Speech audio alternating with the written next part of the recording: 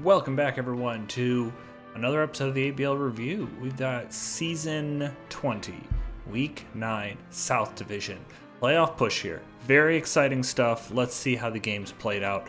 So, before we head over to standings and schedule, I'm just going to hop right into the game. So, let's see. Boom, boom. Yes, look at that. Professional level shit. So, we're going to start off with a game that was supposed to happen Week 1 of the season was put on hold. So, we've got Kyle versus Josh. Obviously, these aren't the teams they had week 1, but they agreed to just play with whatever teams they had available. Josh yet to win a game this season, and we have Kyle who has a doubleheader to play. So he's got this and another game. Needs to get a win in both to really prop up his playoff standing. I think there would have been a chance he could have missed playoffs had he lost one of these games, but let's just hop into this first one because not a ton to talk about here.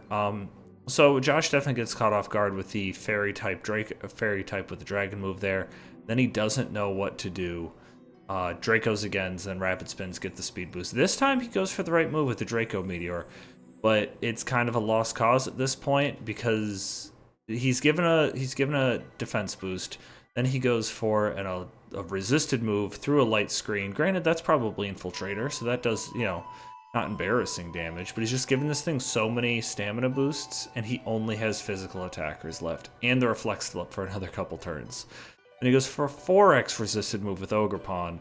Happens to live on Sturdy, but he needs the sword stance isn't going to help at this point. I'm not going to really say much more about this game, because there isn't much more to say about this game, really. Just Josh has been having trouble learning the ropes. I'd really like to see some improvement out of him coming into next season. He's just got a lot to learn, and it's tough. I was talking to people about this, and the South is probably the less intense of the two leagues, but still, he's coming in at such a disadvantage. My understanding is he hasn't really done any competitive Pokemon before. And coming into even the South, where I think who's the newest person in the South? I guess Michael's the newest person in the South. Then after that is probably Connor, who's been playing since season 12. So everyone's got a lot more experience, and walking in brand new is really tough. But he really hasn't shown any growth this season, which is a little disappointing. Hopefully we can see more from him in the future. But Kyle gets the win there. Moving on to Kyle's next game. Another resounding showing for Kyle here. We start off with the triple axle, gets the KO on the jump fluff. Going to Landorus, finds out this is a special Infernape. And it is going to easily 2-hit KO him with Fire Blast there. That's good, but this gives Kyle opportunity to set up with Primarina. I like the move from Connor to go into Deoxys because it's got the Nightshade, so it's going to be able to keep that substitute down. But the problem is he doesn't have much to revenge kill. We'll go into later what he's got going on here, but he's just going to keep Nightshading this down. Unfortunately, the Draining Kiss plus the leftovers is going to mean that he's going to be able to kind of stay ahead of the Nightshade. So he's got to switch out. Goes into Empoleon. Not able to break the substitute there. I'm guessing that's his only move. His only offensive move is that Surf. Back into the Axis. I don't like seeing a lot of switching. When somebody's setting up subs and Calm Minds and stuff like that, you need to be very deliberate with your switches so that way you don't give free turns, because switching to Empoleon, that's a free turn. Setting up a Stealth Rock in front of something like that, that's a free turn. Switching back into Deoxys, that's a free turn. Or no, staying in for the Surf is a free turn. Switching back into Deoxys, that's 4 free turns he gave this thing. Really not good. So Shadow Ball's able to, the crit doesn't matter.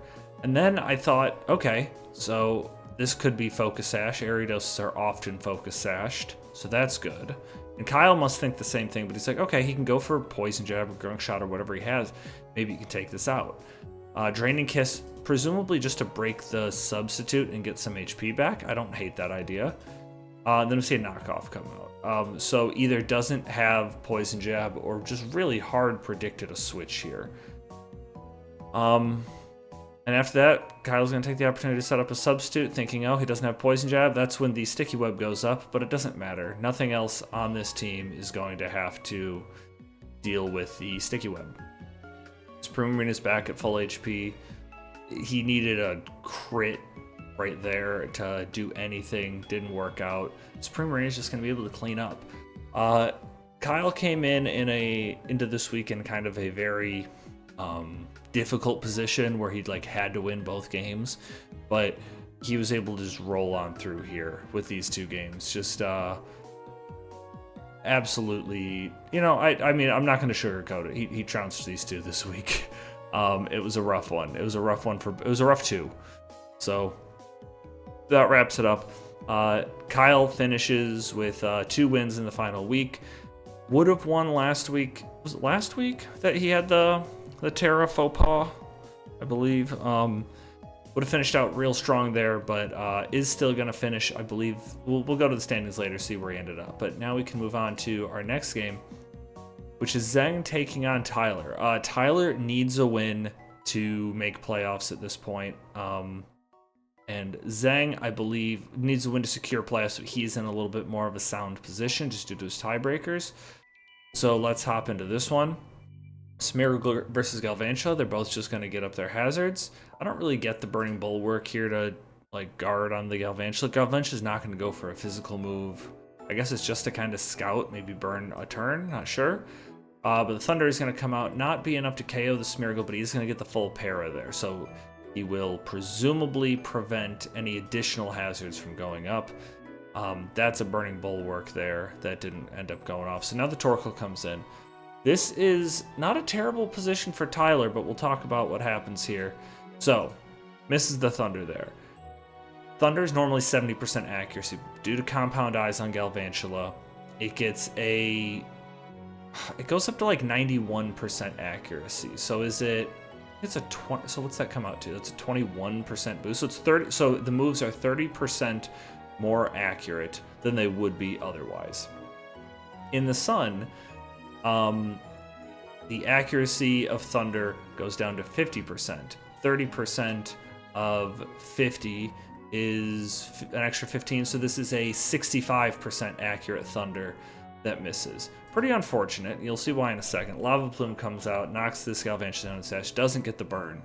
But this Thunder hits, so if he'd hit the first Thunder, then this second Thunder would have taken out the Torkoal, and he wouldn't have gotten Rapid Spin KO'd, getting rid of the rocks and also, or not rocks, getting rid of the webs, and then also KOing the web setter. So hazards no longer a concern for Zheng's team, and he got his webs up, which is very important.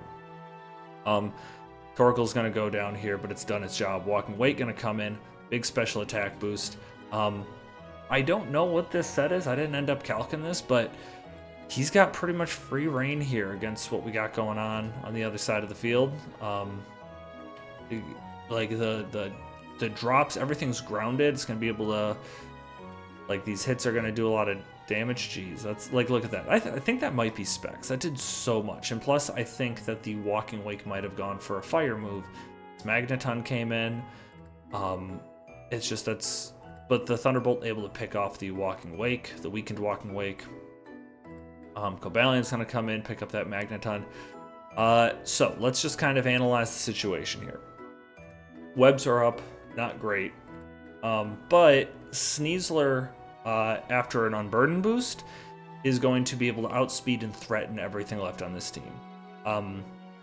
Blaziken, if it's heavy duty boots or something, Blaziken can kind of threaten what's left.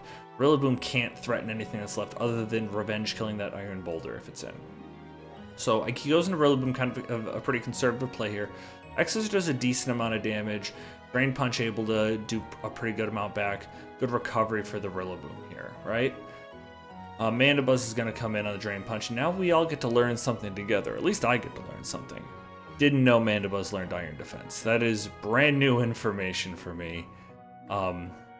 Sets up another Iron Defense. These are all physical attackers left. Not much hope. Able to live that Brave Bird just due to the defense boost. The Rock Slide miss only matters if he were to crit flinch, right? Well, actually, no, he can't. Actually, he can't crit flinch because he's slower. So only matters if he were to get a crit. And even then, I think everything's kind of out of range. So at this point, really not looking good. Because this Mandiba is just going to be able to roost all day on this Rillaboom and get its last iron defenses up and whittle this thing down. Honestly, not even taking as much recoil as I thought it was going to take. Tyler gets a crit there, which helps him stay competitive, but honestly, that crit doesn't bother the Mandibas that much. Just able to get a roost off, back to full defense. Drain punches a little bit more on that turn because it's just a pure dark type due to the mechanics of roost. But he's going to have to 2-hit KO this Rillaboom, but the Sneasler comes in. Now, Tyler showed me this set beforehand. We helped him theory craft a little bit with it. So this Sneasler set is Endure with Lechi Berry and Reversal. So he endures, he gets the Lechi Berry, that's +1 attack. He gets the Unburden because he ate the berry, so he'd be +2 speed, which would be +1 speed because of how the webs work. And then Reversal, if he's at 1 HP, is a 200 base power move. So in theory, could be pretty threatening, but against a +4 defense Mandibuzz, not going to be threatening. But he doesn't go for it. He goes for like a crit poison or something. I don't know. But it's not going to be enough. This Mandibuzz is going to be able to shut down the rest of Tyler's team. And despite Tyler's best season at 4-4, he's going to miss the playoffs. Zhang locks up his playoff spot. Rough end of the season for Tyler there. Was 4-2 at a point and then lost his last 2 to miss playoffs. Still his best season ever, and I'm happy for him, but still chasing a playoff game. After that, we've got another very important playoff game. We've got Dakota and the London Dragonites taking on Papcoon and the Texarkana Toxics. Big game. Papcoon desperately trying to stay in playoffs. I think maybe at the point that this happened, he may have secured his spot, but still definitely playing for seeding, potentially. I think he could have jumped up maybe a couple seeds if he had won this game. Dakota playing for the number 1 seed.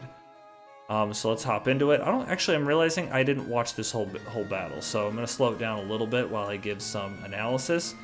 If I was a good analyst, I would have watched this ahead of time, or even paused right now and watched the whole thing. But we're just gonna hop into this, right? So we get the Weezing, or we get the U-turn into the Weezing, Levitate Weezing. Good information to get right out the gate.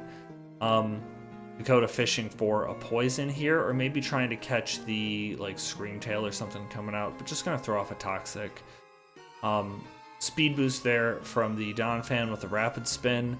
Maybe just trying to hard predict Toxic spikes going up.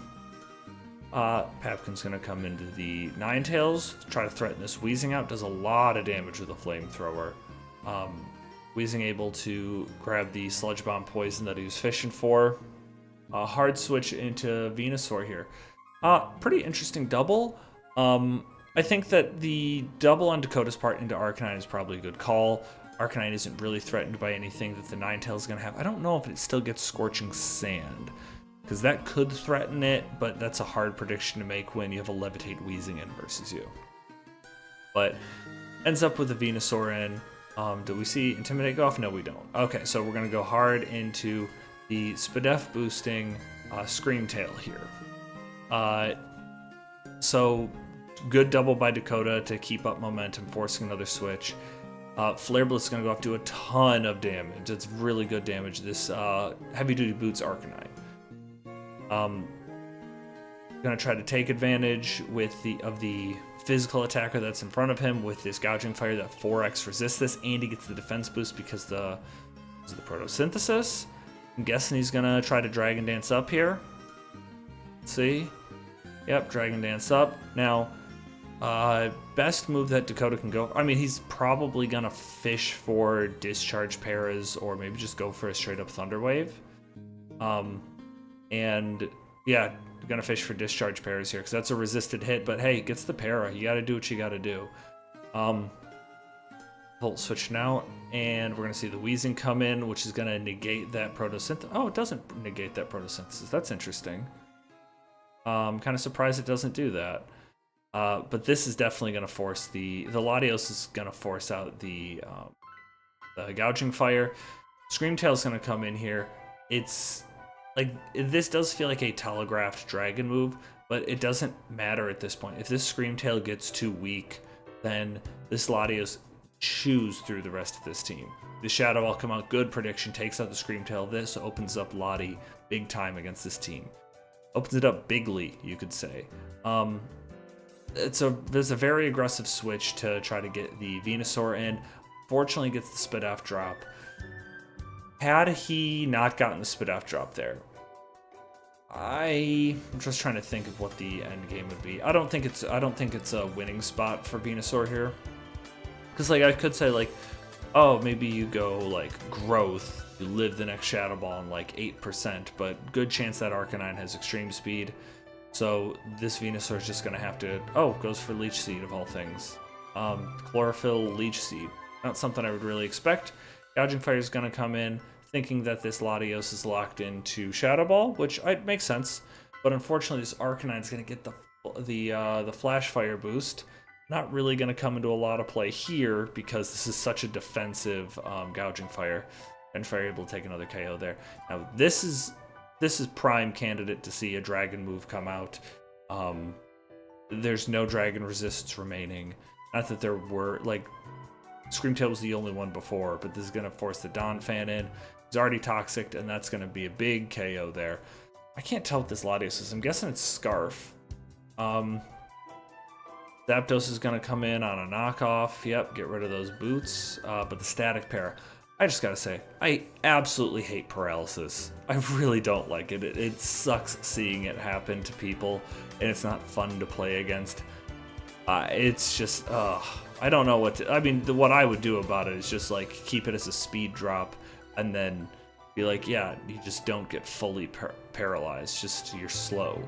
That'd make it feel a little bit better. It makes it feel competitive and not like, just, I hate it. I hate it so much. Yeah, and at this point, Pap doesn't really have a way back. All of his Pokemon are paralyzed. Actually, are all of them paralyzed? Maybe this one's just toxic. Oh no, that one's poisoned, paralyzed. Yeah, he's got no real way back, unless, if this was not paralyzed, if he could get those 2 Dragon Dances up like he had before, then sure, maybe. But that's not the case. Everything's going to come in and just go down to Luster Purges from Latios. No saving the day there. Dakota doing really well with Latios these past few weeks in particular. This whole season, really. He's just playing real smart to get Latios in positions where it can just click Luster Purge against stuff. So I got to give him a lot of credit for that. Dakota locks up the 1 seed. We haven't seen Dakota in such a strong position in the standings since like season 8, and that was the season he won a championship. So we'll see where things go from here, but it's time to talk about our marquee match of the week. Marquee match of the week. Now we have a theme.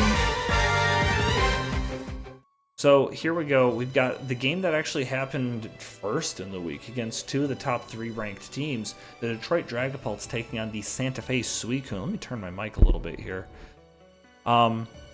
So this game does have some like first round bye implications. But let's hop into it. I know we see some crazy stuff here. So big U-turn out there. Does that show Scarf? I forget. Yeah, so that implies Scarf on the Grafai Eye, because, or I mean, that could also potentially be Hisuian Zoroark. I'm pretty sure that gets U-turn as well. But with that kind of damage, I don't know. I'm gonna guess Grafai Eye, but I don't know for sure. Because unless this Inteleon is like low speed, like maybe modest, the Grafai Eye can't outspeed. So we're learning things already. We got a Scarf Grafai Eye. Dark Pulse is going to come out, do big damage to that Lunala there. But he's just going to Moonlight that off pretty safely. Brabant's going to come out and do some good damage, despite the... I mean, granted it's a light screen, but that's pretty good damage. So Grafai Eye is going to come out. Jeez, I got to slow down a little bit. Whew, okay. Grafai is going to come out. We end up having a double switch on the Incineroar. Great position for Michael to be in, because if this is Prankster, Grafai can't do anything to Incineroar, and definitely outspeeds because of the Trick Room, or outslows rather. So, yep, we see the Choice Scarf get knocked off. We see the Terra Ground type. Doesn't really matter defensively, but it is going to be able to go for Terra Blast. Do not terrible damage, but also not great due to the -1 attack, right? So, hard switch into Slitherwing. Try to gain some momentum here, but this time you just got to go ahead and sack the Grafai. Terra Fire, interesting, coming out. He changed it to Terra Fire? Did I miss that? Did I miss that? Doesn't matter, not important. They seem cool. Oh, you know what? I hadn't put it in the dock by the time they had done this, but they must have cleared it with each other, because nobody cried foul at me. Last year, let me double check. I would have had it in by now, but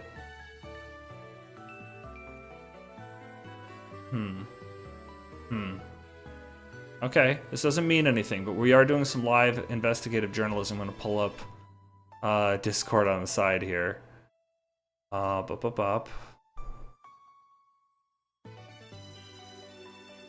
He did change it. Okay, here, I'll drag Discord over here. Sorry, I gotta reframe all this. He changed it to fire. There's the date, so he's good. My bad, but clearly he worked it out with Darren, so we're good. Now I've got to refuck everything here. That looks good. Okay, so that's what happened there. I gotta fix the sheet, my bad. Ooh. Slitherwing's gonna come in now that the Trick Room is done and try to threaten this Glastrier. And goes for the close combat, not gonna be enough to KO, and another Terra Blast is gonna be able to take out the Slitherwing. Glastrier is in a really solid position. That's not going to be able to do. Oh, jeez, caught me off guard there. I'm like weird that he went for extra sensory, but Hisuian Zoroark's going to come out and live that crunch because of a focus sash. And he's going to wear down this Glastrier a little bit further. I don't know why extra sensory there. I guess you're hard predicting the Clodsire to come in. That's a little surprising to me personally.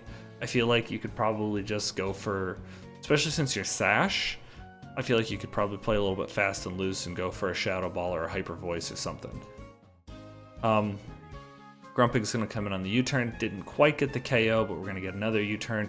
The Vortex is beginning. The Grumpig's going to go down. So we see Cress going to Cress. Snipe Shot is, we see Life Orb whittling that Inteleon down. Now, just real quick, in this situation, I'm excited to see Inteleon be Life Orb because he's getting closer and closer down to Torrent range. But Snipe Shot makes me think he might be the Sniper set. But we'll see. Seed Bomb's going to come out.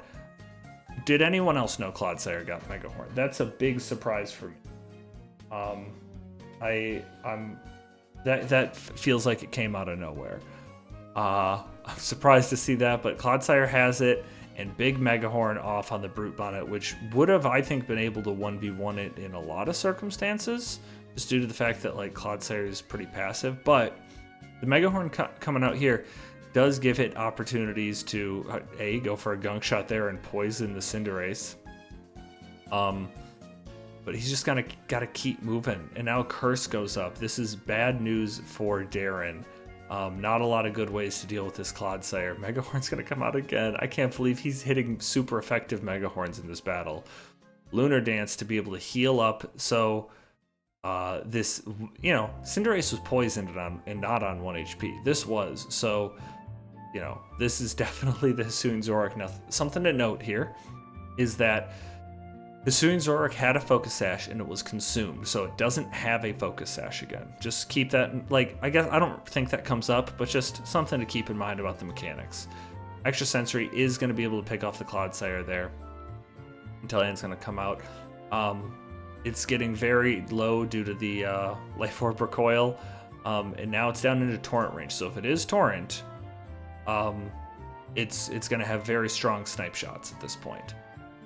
But we don't see it because the Brute Bonnet's able to pick it off. Sucker Punch, but Incineroar is just going to be able to wear down. Oh, geez. I was surprised to see that close combat come out. I kind of forgot about that. So we're getting down to the wire here. We got full HP. Oh, no. Is he? Oh, no. He's... Yeah, we have full HP. It just says he's at 1%, but he's not. Full HP on the Hisuian Zoroark. He's got a good type matchup here. Got to get damage on that Like, he can win if he gets enough damage on that Meloetta, and it's not like Scarf or something. So we're going to see the Meloetta come out. The Trick Room's going to go off to player on the Sucker Punch. I still think he should have gone for Sucker Punch here instead of Close Combat. You have, like, it's tough because a lot of people are like, oh, he can outplay all my Sucker Punches. For him to outplay all of the Sucker Punches, that's hard to do. Do at least 3 before you start being like, oh, when am I gonna do it? Because if he gets a Sucker Punch off, he wins his game. I just don't see a way that he doesn't. So I really think he should have played that game a little bit more because he goes for the Close Combat here. And the Psyshock, because Sucker Punch still would have worked despite the fact that he went for Psyshock there. So he has another chance here to try to win that Sucker Punch mind game. And he does get it, gets him down real low. I'm surprised that didn't KO. Okay, so I guess that's on me. But now this Hisuian Zoroark is going to have to live a hit here. And he does. He's going to go for the U-turn. How does it... Oh, but then one more turn of Trick Room left. Not able to get it done. Yeah, so Sucker Punch... It's like Sucker Punch here instead of Close Combat. And then into another Sucker Punch. Would have been able to KO the... okay, so let me think that up. Maybe I'm being too harsh here. Which I almost certainly am. Okay. So we would have had... So this turn 26, he went for Sucker Punch. Good move. So now, this turn should have been a Sucker Punch. He would have done 50-some%. And then that means that still would have happened. And then that Sucker Punch would have KO'd. And then we'd be at the end of this turn. And it would have been, so we would have had 2 turns left to Trick Room. Oh yeah, and then the Glacier would have come out, and then you could have just Sucker Punched again and KO'd it. Although, and then if he plays around 1 turn of Trick Room, like he has to play, so Glacier doesn't learn Trick Room. So he would have had to outplay 2 Sucker Punches, and if that happens, then Trick Room's gone, and you can go into Hisuian Zoroark and win. So Darren messed up the endgame there. Hate to say it, but that's what happened. But really close game, really good game. All things told, these two very well might play each other in playoffs, so maybe you don't want to tip your hand a little bit. That is a problem with these late season games, is sometimes you're just afraid of running into that you're afraid of running into one of these guys again in playoffs, so you kind of hold back a little bit. And very likely these two could play each other. I'm sorry, I'm getting blown up from work. I don't know if that's coming through on the recording, but if Darren wins a playoff game, then these two are going to play again in 2 weeks. So I guess not guaranteed. Other things depend on that. But that's going to wrap things up for the recap of the South. Let's switch to this. So, God fucking damn it.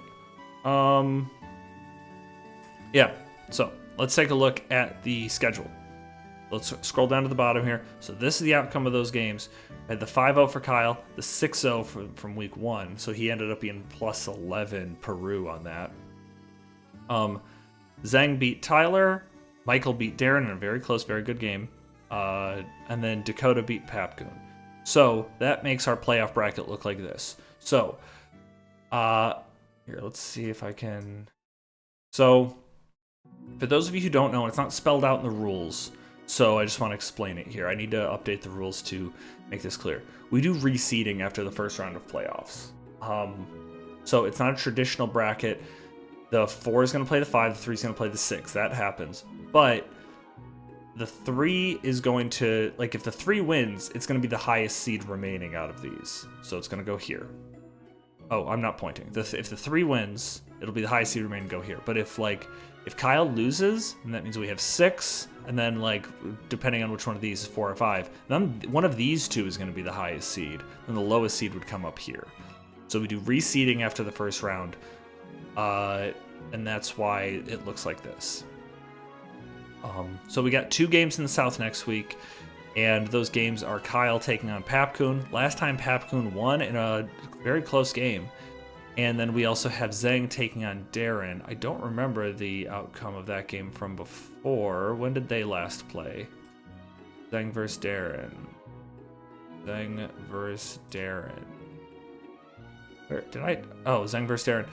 Last time Darren 4-0, and that was only 2 weeks ago. We have a rematch of it here. I don't think either of them made any team changes either, so that should be a really interesting rematch because it wasn't that long ago. Really looking forward to those games, but I think that's probably going to wrap it up for us. I am recording this before like Terra transactions go in, so I don't have any updates for you now, but I will make sure that the Terra sheet is updated appropriately before by the end of the day. So thank you all for listening. See you next week. Goodbye.